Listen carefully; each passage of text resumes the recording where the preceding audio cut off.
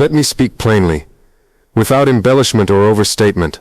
What you witnessed in Libya was never just a burial ceremony. Anyone interpreting it that way has fundamentally misread our continent. When thousands assemble in silence, carrying no banners, bearing no arms, following no commands, you're witnessing more than sentiment. You're witnessing significance. Funerals transform into political statements only after politics fails to meet fundamental human requirements. Had Libya found peace with its current reality, that gathering would have concluded quietly, with dignity, then faded from memory. It didn't, because something profound remains unresolved. I don't observe masses. I observe a reflection of fractured transformation. These people didn't come wanting to reverse time. They came because the promised tomorrow never materialized. This difference is critical. Societies that advance don't make noise at burials. Societies trapped between disintegration and healing do. That assembly wasn't about longing.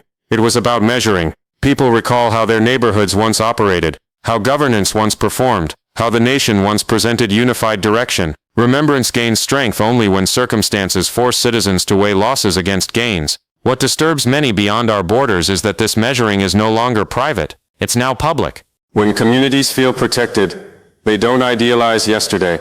When danger becomes routine, people return to symbols that previously meant stability. This isn't philosophical. It's survival instinct. I've observed this throughout our territories. You can eliminate presidents, symbols, structures, even rewrite governing documents. But you cannot delete what people have experienced. That Libyan crowd wasn't demanding one man's comeback. It was questioning why respect vanished alongside the apparatus and never returned.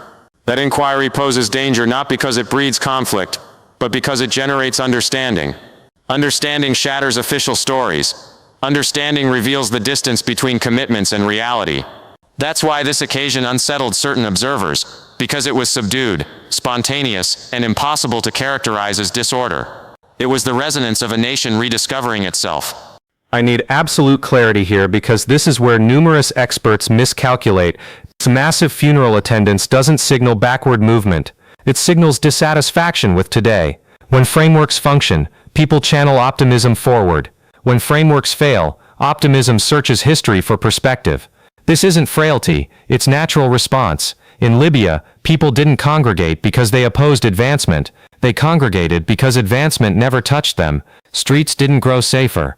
Boundaries didn't grow more controlled. Everyday existence didn't grow more stable. You cannot declare people liberated while their evenings overflow with anxiety. You cannot request they honor voting procedures when the apparatus cannot defend them. Credibility doesn't emerge from written agreements. It emerges from confidence that the coming day won't deteriorate from this one. When that confidence evaporates, remembrance occupies the void, and remembrance doesn't debate. It simply persists. Those claiming this concerns history misunderstand societal recovery. Recovery demands consistency. You cannot dismantle an apparatus then substitute it with formalities alone. Formalities without power breed bewilderment. Liberation without protection breeds nervousness. And nervousness drives people toward recalling eras when structure existed, however flawed. This doesn't indicate people desire oppression. It indicates they desire operation. Our continent exhausts of hearing that turbulence is unavoidable passage, that hardship is fleeting, that disruption bridges toward improvement. People don't inhabit passages, they inhabit days. When years elapse and circumstances deteriorate, transition rhetoric loses believability. The Libyan burial grew resonant because quietness had persisted excessively long. And when quietness finally ruptures, it doesn't do so gracefully. It surfaces as representation because representation becomes the final available dialect when structures no longer advocate for citizens. That gathering was a conclusion, not an organization. A conclusion about procedures that demolished authority faster than they restored confidence. What disturbs foreign authorities most isn't demonstration. It's remembrance. Demonstration can be bargained with, crushed, redirected. Remembrance cannot. No military summoned those citizens. No faction arranged that occasion. No belief system powered it. It emerged independently, because remembrance requires no authorization. People recall whether their young ones traveled safely to learning centers. They recall whether commitments extended past rhetoric. These recollections don't vanish when administrations topple. They withdraw, resting silently until circumstances force measurement. And when that measurement becomes inescapable, remembrance resurfaces not as sentimentality, but as assessment. That's what we observed. Remembrance posing a straightforward inquiry. Were we more advantaged trusting commitments or existing under operational systems? This inquiry frightens those depending on stories rather than achievements because stories crumble beneath remembrance. You can relabel departments, recreate governing documents, and restructure partnerships, but remembrance penetrates everything. This is why representative occasions hold power. They cannot be penalized. They cannot be attacked. They cannot be dismissed as external meddling. They belong exclusively to citizens. In Libya, remembrance communicated without shouting. And throughout our continent, people comprehended the message instantly. They didn't observe a burial. They observed themselves. They observed what occurs when independence is undermined and authority dissolves. This isn't uprising. It's recognition. And recognition doesn't declare itself through force. It starts with silent acknowledgement. That's why characterizing this occasion as turbulence is incorrect. It isn't turbulence. It's assessment. And once people start assessing arrangements based on actual experience rather than commitments, domination becomes unachievable. You can oversee emergencies. You cannot oversee recognition. I've stated this previously, and I'll continue until it's comprehended. Eliminating a president doesn't liberate a territory if the apparatus supporting him disintegrates. It fractures it. Authority isn't an instrument you activate and deactivate. It's architecture. When that architecture is obliterated without substitution, emptiness follows. And emptiness doesn't remain hollow. It populates with armed factions, foreign agendas, trafficking operations, and danger that transcends boundaries. Libya didn't merely crumble internally. It overflowed externally. Armaments traveled southward. Combatants traveled without restriction. Turbulence discovered new corridors. This isn't speculation. This is territory encountering result.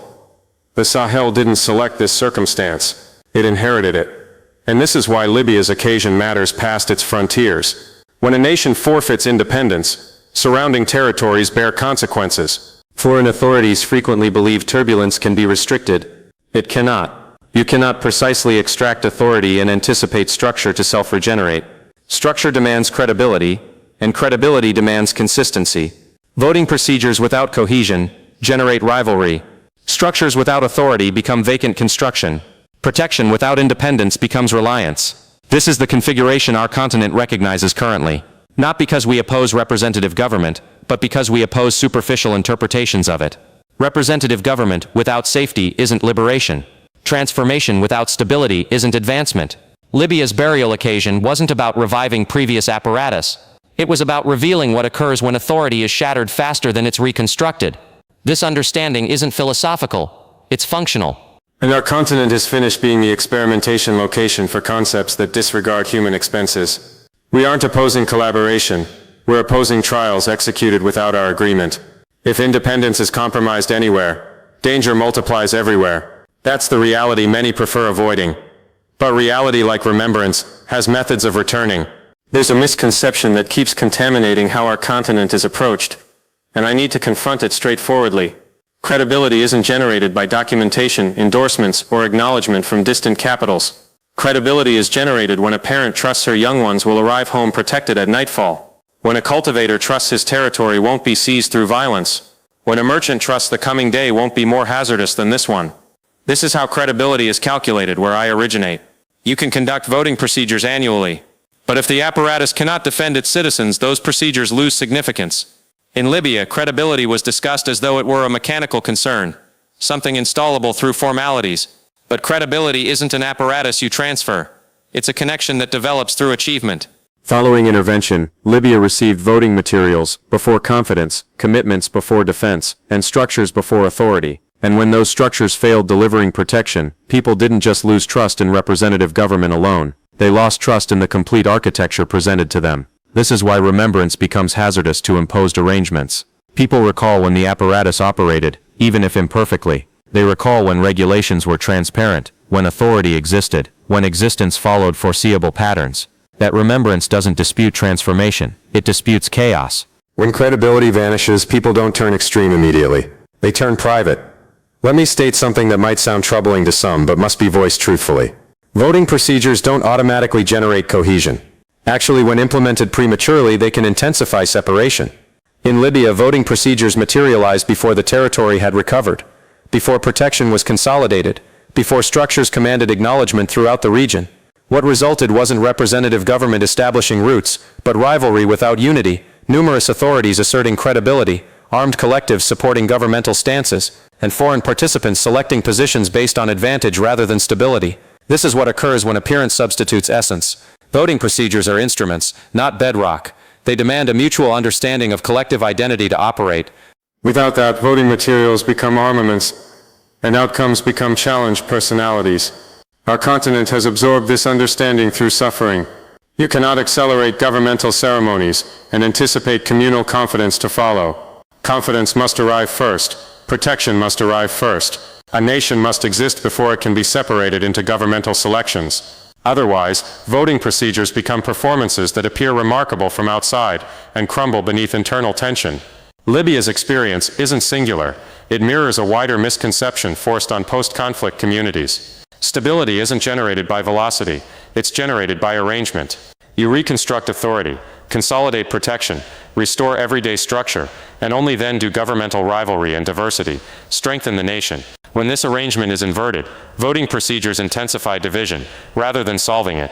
People then fault representative government itself when the genuine breakdown was architectural. This is why I state our continent isn't opposing representative principles.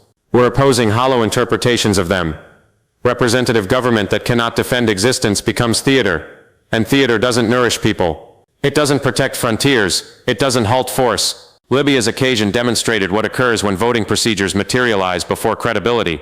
People stop perceiving the apparatus as theirs, and once possession vanishes, engagement follows. There's another reality that many beyond our continent prefer disregarding. When a nation crumbles, it doesn't crumble isolated. Its results migrate. Libya's deterioration didn't halt at its frontiers. Armaments descended southward. Combatants traveled without restriction. Criminal operations enlarged. Communities distant from Tripoli started bearing consequences for choices made elsewhere. This isn't conjecture. This is experienced circumstance for millions throughout the Sahel. Turbulence migrates faster than negotiation. And once it establishes, it's challenging to extract. Foreign authorities frequently communicate as though deterioration can be overseen, as though disruption can be contained. It cannot. Authority emptiness behaves like tempests. It expands until something halts it. And violence alone never halts it permanently. What halts it is credibility. A nation that dominates its region.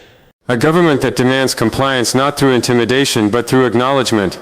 Libya forfeited that foundation, and the territory absorbed the impact. This is why Libya's burial occasion matters past representation. It reminds our continent that independence isn't theoretical. When one territory forfeits it, surrounding territories inherit danger. Frontiers sketched on documents don't obstruct result. And this is why our continent is progressively doubtful of interventions that extract authority without reconstructing it. We've observed the expense, we inhabit it continuously. When division materializes, communities experience it first. Nations experience it subsequently. The world notices it finally. Libya isn't an isolated catastrophe. It's an understanding written throughout a complete territory. Disregard it and turbulence will keep circulating. Absorb from it, and reconstruction becomes achievable. There's a story that must conclude, and I need absolute clarity about this. Our continent isn't reversing from the world. We're reversing from connections that discuss collaboration but execute domination. Partnership is welcomed. Reliance isn't. Libya's occasion didn't communicate animosity toward the West. It communicated fatigue with commitments that generated danger. For excessive duration, our continent was instructed that conformity meant stability. Conform your protection approaches. Conform your financial strategies. Conform your governmental schedules. And when conformity failed, we were instructed to postpone longer, modify anticipations, or acknowledge turbulence as advancement. But people don't inhabit concepts. They inhabit circumstance. When conformity generates limitless transition and no destination, people start questioning who profits. This isn't antagonism. It's assessment. Genuine collaboration acknowledges independence. It receives before dictating. It modifies to surroundings rather than forcing templates. Libya's experience revealed the expense of disproportion. Stability characterized from outside didn't correspond with stability experienced locally. And we're no longer prepared to disregard that separation. This isn't uprising. It's development. Our continent is requesting partnership that produces achievements, not justifications. Protection that defends existences, not documentation. Development that constructs capability, not reliance. Acknowledgement that recognizes independence, not provisional endorsement. Libya's occasion reminded the world that stability cannot be announced. It must be experienced. And our continent is prepared to characterize what that signifies for ourselves. Excessively frequently. Stability is discussed as though it were a declaration, something you proclaim following a gathering, or endorse following a conference. But stability doesn't exist because someone announces it. It exists only when regular existence becomes foreseeable again. When parents stop verifying the entrance at nightfall. When movement doesn't resemble wagering. When the coming time doesn't resemble danger. In Libya, stability was portrayed from remoteness as a procedure, a strategy, a transition. Locally, it resembled postponement without destination. This separation between formal dialect and experienced circumstance is where confidence expires. People receive one account and inhabit another. And when that occurs consistently, trust disintegrates. Our continent is acquainted with this opposition. Stability that appears acceptable in documentation, but resembles vulnerability in residences, isn't stability whatsoever. It's administered ambiguity, and people eventually acknowledge the variation. Libya's occasion forced that acknowledgement into visibility. It demonstrated that stability must be experienced, not justified. You cannot persuade people they're protected while danger determines every choice they execute. When stories and circumstance separate for excessive duration, stories forfeit authority. This isn't frustration communicating, it's practicality. A nation acquires credibility when it produces tranquility, not when it portrays aspiration. Libya's experience revealed how frequently stability was discussed without being constructed, and people reacted not with force but with contemplation. Contemplation is more hazardous to false stories than demonstration, because it doesn't extinguish, it establishes. And once people stop trusting language, they start requiring results. Some trust that occasions like this are propelled by previous generations adhering to history. That presumption is careless and incorrect. Numerous who assembled were youthful. They didn't exist completely beneath prior arrangements, but they're existing with the results of their deterioration. Young people don't idealize chronicle carelessly. They measure what they received commitment of with what they inherited. They measure possibility with circumstance. They measure liberation as portrayed with liberation as experienced. Young people across our continent aren't opposing representative government. They're opposing malfunction presented as advancement. They're linked, knowledgeable, and considerably less prepared to acknowledge justifications that don't correspond with everyday existence. In Libya, youthful engagement mattered because it demonstrated this wasn't about reviving previous presidents. It was about locating an apparatus that operates. Young individuals desire respect that accompanies stability, not addresses that justify disruption. They desire influence, not observation. This cohort isn't postponing tolerantly anymore. It's assessing truthfully. And that assessment is expanding throughout the territory. When young people start interrogating architectures rather than characters, something transforms. The discussion transfers from who governs to how apparatuses operate. That's a more profound challenge to foreign administration than any demonstration, because apparatuses once interrogated must validate themselves. Libya's occasion demonstrated that our continent's young people aren't inactive receivers of inherited turbulence. They're dynamic evaluators, and assessment once established doesn't easily reverse. There's a trust among dominant territories that violence resolves chronicle. It doesn't. Violence can extract presidents, deteriorate governments, suppress opposition, but it cannot delete remembrance. Remembrance withdraws. It monitors. It postpones. And when circumstances permit, it resurfaces as measurement. This is the error repeated continuously. When monuments descend and apparatuses deteriorate, some trust chronicle vanishes with them. It doesn't. It simply stops communicating audibly. In Libya, remembrance resurfaced silently through attendance, not confrontation. No military arranged it. No organization guided it. Remembrance did. People recalled whether their neighborhoods were more protected, whether structures operated, whether authority accompanied accountability. These recollections existed silently, until circumstance forced measurement. That measurement is what disturbs foreign authority because remembrance cannot be penalized. It cannot be bargained with. It cannot be frightened. Across duration, remembrance reconstructs anticipations, and anticipations reconstruct governmental activity. This is why violence alone never generates enduring structure, and it suppresses indications but maintains origins intact. Libya's occasion reminded us that experienced circumstance is the most dominant collection a community controls. And when that collection opposes four stories, violence forfeits its benefit, not instantly, but unavoidably. It can dominate region. You cannot dominate history. Ultimately, let me state this directly. Libya isn't an isolated instance. It's an indicator. Throughout our continent, the identical configuration has duplicated with minor alterations. A president is extracted in advancement's designation. The nation deteriorates in transformation's designation. Foreign consultants materialize with templates created elsewhere. And when the disturbance concludes, people are abandoned with diminished protection than previously.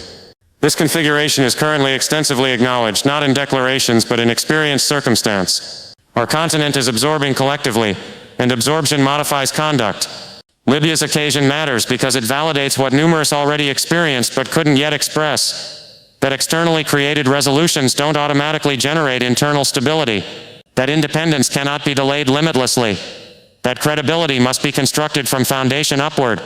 This acknowledgement is expanding faster than numerous anticipated. It isn't forceful, it's deliberate, and that's exactly why it's dominant. Our continent isn't detonating, it's rising, and risings don't declare themselves with authorization.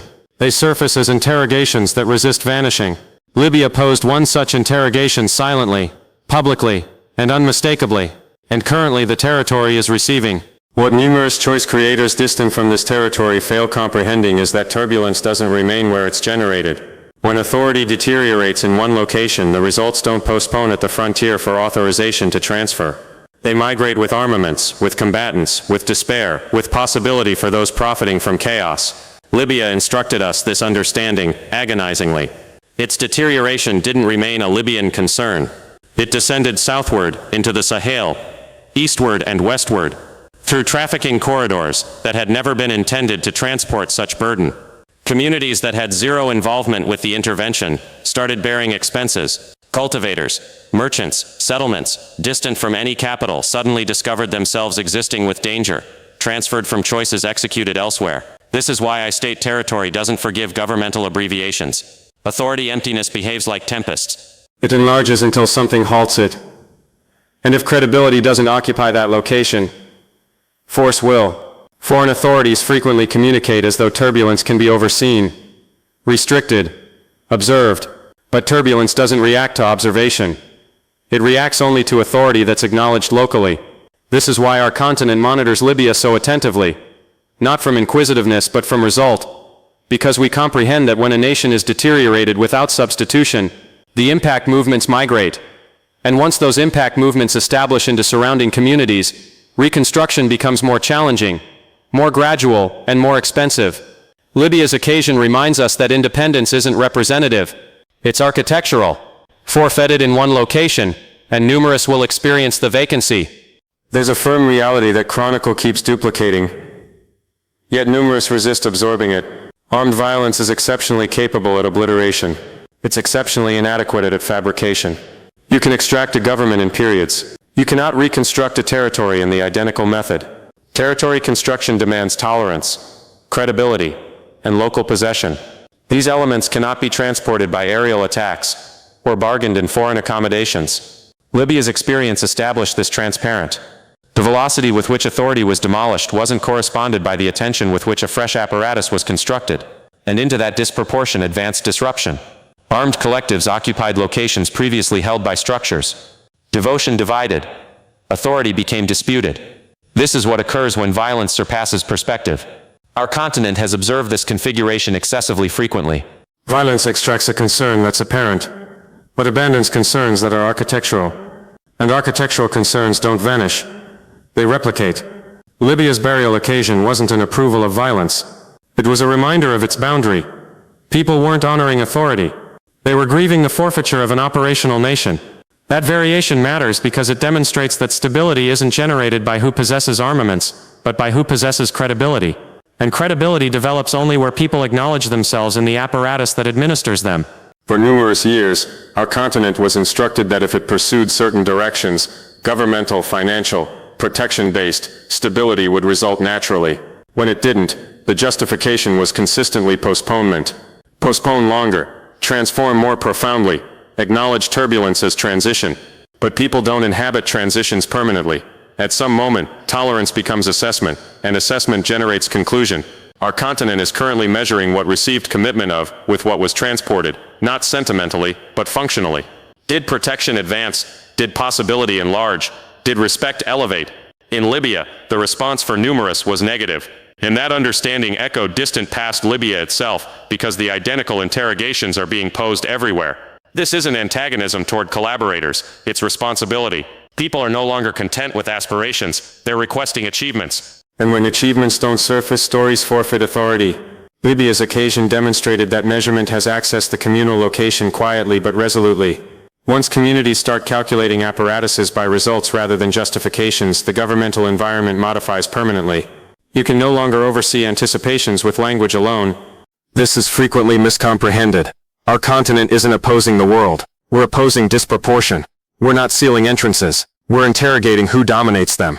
Libya's occasion wasn't anti-worldwide. It was anti-deception. For excessive duration, partnership was characterized in methods that profited some more than others. Protection configurations that generated danger. Financial collaborations that generated reliance. Governmental guidance that generated division. People are currently communicating truthfully about these oppositions, and truthfulness establishes some uncomfortable, not because it's hostile, but because it extracts concealment. Our continent isn't requiring flawlessness. It's requiring sincerity. Sincere protection, sincere development, sincere acknowledgement for independence. Libya reminded us that stability cannot be transferred externally, and credibility cannot be validated abroad. If partnership is constructed on acknowledgement, it will persist. If it's constructed on acknowledgement, it will unavoidably deteriorate. Our continent is selecting truthfulness past quietness, and quietness once shattered doesn't resurface easily. There's a motivation. Occasions like this generate discomfort distant past our continent's frontiers, and it has zero involvement with turbulence. Turbulence is acquainted.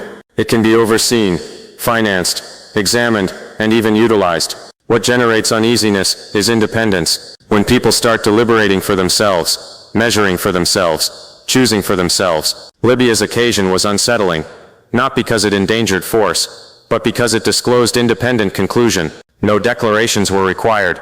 No guidance was provided. People simply materialized. That variety of independence cannot be forecasted or directed.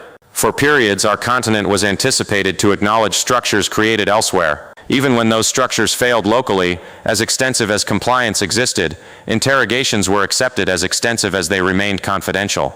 But currently interrogations are communal, and communal interrogations force communal responses. This is what genuinely unsettles foreign authority.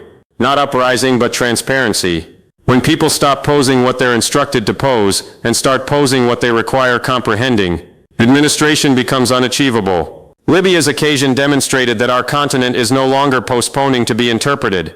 It's interpreting its own circumstance. And interpretation once recovered doesn't resurface to quietness. Numerous monitors examined Libya following the burial and stated nothing occurred. That declaration itself discloses miscomprehension. Quietness doesn't signify settlement. Frequently it signifies absorbing. Contemplation isn't audible, but it's transformative. It's the phase where communities choose what they'll no longer acknowledge. Libya didn't detonate because detonation wasn't the communication. Contemplation was, and contemplation is more resultant than response. When people contemplate, they reorganize anticipations. They reconsider confidence. They readjust tolerance. This is the most hazardous phase for failed apparatuses, because it occurs silently. No declarations proclaim. No emergency gatherings react to it. But once contemplation establishes foundations, requirements modify. People stop accepting justifications, and start demanding results. Libya's quietness wasn't hollowness. It was postponement. A territory absorbing what it has experienced, and posing what must modify. Our continent comprehends this phase adequately. We've observed it previously, and we comprehend that contemplation precedes reconstruction. Those dismissing it as tranquility frequently discover themselves astonished subsequently, not because modification was abrupt, but because they weren't receiving when it was silent.